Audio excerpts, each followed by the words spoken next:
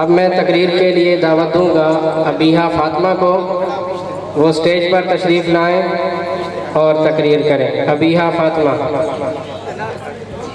بسم اللہ الرحمن الرحیم۔ محترم اساتذہ کرام، معزز مہمان ناگرامی اور مثالی قید کے چشم و چراغ، السلام علیکم۔ میری تقریر کا عنوان ہے بھوک تہذیب کے آداب بھلا دیتی ہے۔ جناب صدر، بھوک تہذیب کے آداب بھلا دیتی ہے، مفلسی حصے لطافت کو مٹا دیتی ہے، بشر کو بشر کی اوقات بھلا دیتی ہے۔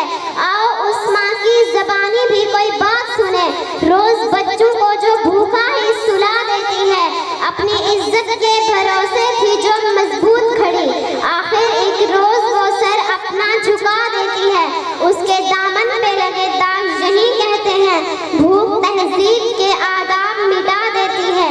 صدر عالی وقار، ہم معاشی نہیں اخلاقی بدحالی کا شکار ہیں، میں اس کی بھرپور مخالفت کرتی ہوں۔ قریب ہے کہ مفلسی تمہیں کفر تک لے جائے،